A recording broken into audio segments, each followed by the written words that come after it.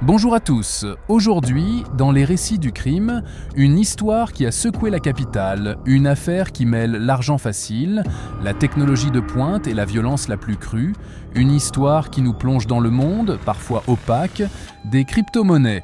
L'histoire de Léo Perrault, un jeune homme qui pensait avoir touché le pactole, mais qui va découvrir que la fortune attire aussi les prédateurs les plus redoutables. Nous sommes à Paris, au printemps 2025. La ville lumière brille de tous ses feux, mais dans l'ombre, une nouvelle forme de criminalité prend racine, plus insidieuse, plus moderne, les enlèvements pour crypto-rançon. Ce soir, une histoire glaçante, une de celles qui vous marque à jamais. L'histoire de Léo Perrault, gamin des Lilas devenu en quelques mois un nom qui compte dans le petit milieu des monnaies virtuelles. Léo, il a 28 ans et il est millionnaire. Comment ? Grâce au Bitcoin, à l'Ethereum, à ces trucs dont la plupart d'entre nous ne comprennent toujours pas grand-chose. Mais lui, Léo, il a eu le nez creux. Il a investi au bon moment, vendu au bon moment. Un petit génie de l'informatique, autodidacte, qui a transformé son ordinateur en machine à cash. Léo Perrault, donc. Il habite un loft somptueux en plein cœur du Marais, rue des Francs-Bourgeois, 3e arrondissement de Paris. Des œuvres d'art contemporains au mur, une cuisine design, une terrasse avec vue sur les toits de Paris. Le genre d'endroit où l'on organise des fêtes qui durent jusqu'au petit matin. Léo, il n'est pas du genre discret. Sur les réseaux sociaux, il s'affiche, voiture de sport en location, montre de luxe au poignet, voyage aux 4 coins du monde. Il se fait appeler Léo Crypto King. Il aime le bling-bling, Léo. Il pense que ça fait partie du jeu, de sa réussite. Mais ce qu'il ne sait pas, c'est que cette exhibition permanente, elle attire aussi les regards mauvais. Des regards qui brillent, non pas d'admiration, mais de convoitise. Nous sommes le mardi 13 mai 2025. Il est aux alentours de 19 h. Léo Perrault quitte son appartement. Il a rendez-vous avec Chloé, sa petite amie, une jeune femme qui fait carrière comme influenceuse sur Instagram. Ils doivent dîner dans un restaurant branché du quartier. Léo marche d'un pas pressé dans la rue de Turenne, une rue plutôt calme à cette heure-ci. Il tapote sur son téléphone, sûrement en train de vérifier le cours d'une de ses crypto-monnaies. Il ne voit pas la camionnette blanche, faussement banalisée aux couleurs d'une entreprise de livraison express, qui le suit à distance depuis plusieurs jours. À son bord, 3 hommes. Leur visage est dissimulé par des masques chirurgicaux et des casquettes. Soudain, alors que Léo arrive à hauteur du numéro 42 de la rue de Turenne, la camionnette accélère et lui coupe la route. 2 hommes en surgissent. Ça va très vite, une affaire de secondes. L'un d'eux plaque Léo contre le mur, l'autre lui met un chiffon imbibé de chloroforme sur le visage. Léo se débat à peine, surpris, puis son corps devient mou. Les 2 types le chargent à l'arrière de la camionnette comme un vulgaire paquet. Le véhicule démarre en trombe, laissant derrière lui un silence pesant et une unique témoin, une vieille dame qui regardait par sa fenêtre. Personne ne se doute encore de l'horreur qui se prépare. Chloé, sa petite amie, commence à s'inquiéter. Léo est toujours ponctuel. Elle l'appelle 1 fois, 2 fois, 10 fois, directement sur sa messagerie. À 21 h, morte d'angoisse, elle se décide à appeler la police. Le commissariat du 3e arrondissement prend sa déposition. Mais au début, on pense à une simple dispute, à un jeune homme qui a décidé de faire la fête sans prévenir. C'est banal, ça arrive tous les jours. Sauf que Léo Perrault n'est pas n'importe qui. Son nom est associé à des sommes d'argent considérables. Et l'un des policiers de permanence, un jeune gardien de la paix un peu plus au fait des nouvelles tendances criminelles, sent que quelque chose cloche. Il fait remonter l'info. Très vite, l'affaire atterrit sur le bureau du commissaire Vincent Delcourt de la prestigieuse brigade de répression du banditisme, la BRB, au 36 rue du Bastion. Delcourt, c'est un vieux de la vieille. La cinquantaine grisonnante, le regard perçant, il en a vu d'autres. Des braquages, des prises d'otages, des règlements de compte. Mais les enlèvements pour crypto-rançon, c'est relativement nouveau, même pour lui. Il sent que l'affaire est sérieuse.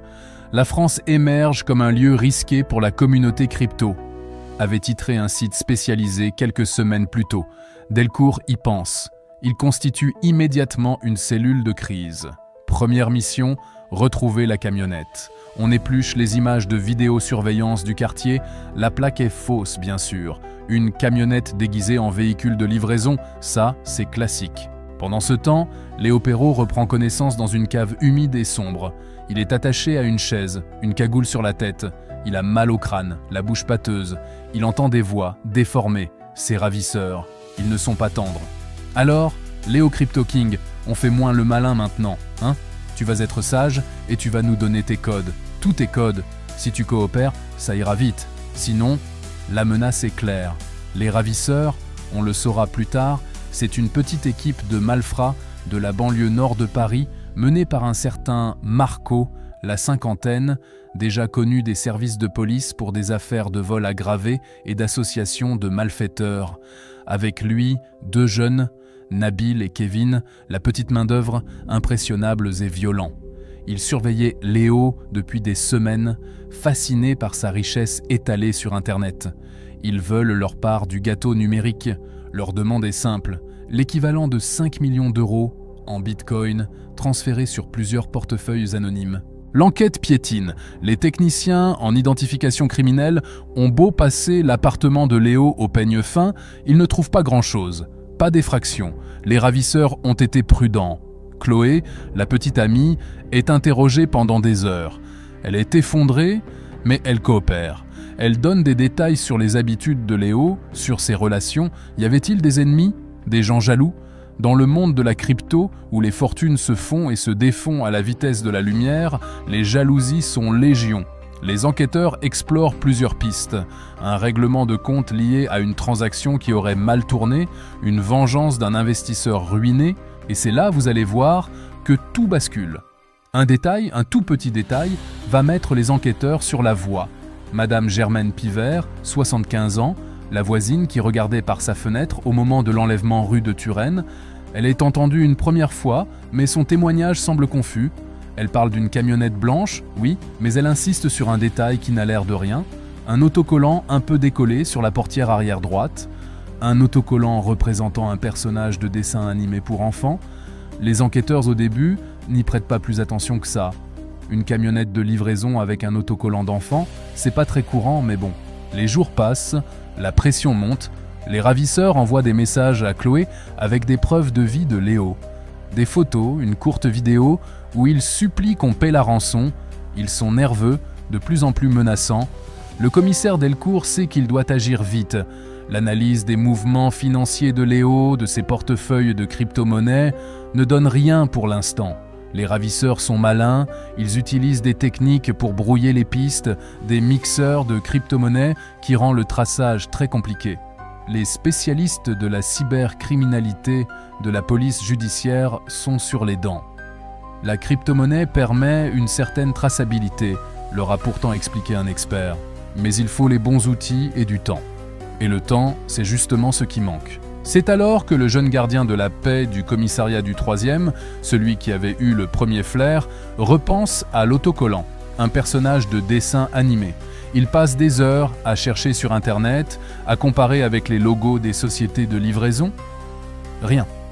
Puis, il a une idée. Et si ce n'était pas une vraie camionnette de livraison, et si c'était un véhicule personnel maquillé, il se met à chercher les ventes de camionnettes blanches d'occasion en Île-de-France dans les semaines précédant l'enlèvement. Un travail de fourmi. Et là, bingo, une camionnette blanche vendue par un particulier à Sévran, en Seine-Saint-Denis, 3 semaines plus tôt. Sur l'une des photos de l'annonce, à peine visible, sur la portière arrière. Un petit autocollant à moitié décollé. Un personnage de dessin animé. Delcourt est prévenu immédiatement. La camionnette est localisée grâce à son ancien propriétaire qui avait, par précaution, noté le numéro de téléphone de l'acheteur. Un numéro prépayé, évidemment, mais qui a borné plusieurs fois dans le secteur de Sévran. Une surveillance discrète est mise en place autour d'un pavillon isolé, rue du Vieux-Saule, à Sevran. Un pavillon qui semble abandonné. Pendant 48 heures, les hommes de la BRB et du RAID observent. Des allées et venues discrètes, suffisamment pour confirmer leurs soupçons. L'assaut est donné à l'aube du 5e jour après l'enlèvement. Une opération rapide, professionnelle. Marco, Nabil et Kevin sont cueillis au saut du lit. Ils n'opposent presque aucune résistance. Léo Perrault est retrouvé dans la cave, choqué, déshydraté, mais vivant. Le soulagement, immense. Dans le pavillon, les enquêteurs retrouvent du matériel informatique, des clés USB contenant des portefeuilles de crypto-monnaies et une partie de l'arsenal qui a servi à l'enlèvement. Les preuves sont accablantes. Alors voilà, L'enquête révélera que Marco, le cerveau du gang, avait découvert Léo Perrault en traînant sur Instagram. Il avait été ébloui par cette richesse facile, affichée sans complexe. Lui, l'ancien braqueur, il s'était dit que c'était plus simple de kidnapper un geek que de dévaliser une banque. Il avait sous-estimé la police et surtout, il avait commis cette petite erreur, l'autocollant. Ce détail qui a tout changé. Le procès de Marco, Nabil et Kevin aura lieu 1 an plus tard. Ils écoperont de lourdes peines de prison. Léo Perrault, lui, s'est retiré des réseaux sociaux. Il a vendu son loft du Marais et a quitté Paris.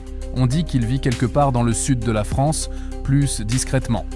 Il a compris, un peu tard, que l'argent virtuel peut attirer des dangers bien réels. Les crypto-monnaies sont devenues un aimant pour les criminels, car elles symbolisent une richesse accessible, mais difficile à tracer, dira un expert lors du procès. Difficile, mais pas impossible. Cette affaire nous rappelle une fois de plus que derrière les nouvelles fortunes et les rêves de richesse rapide, la nature humaine reste la même. La convoitise, la jalousie, la violence ne disparaissent pas avec la technologie. Elles s'adaptent, tout simplement. Et elles nous rappellent aussi que parfois ce sont les plus petits détails, ce que l'on ignore, qui permettent de confondre les coupables. L'autocollant d'un personnage de dessin animé sur une camionnette de malfrats, il fallait y penser. Voilà pour cette histoire, une de plus qui vient s'ajouter aux annales du crime moderne. Merci de nous avoir écoutés et je vous donne rendez-vous très bientôt pour une nouvelle affaire dans les récits du crime. D'ici là, soyez prudents.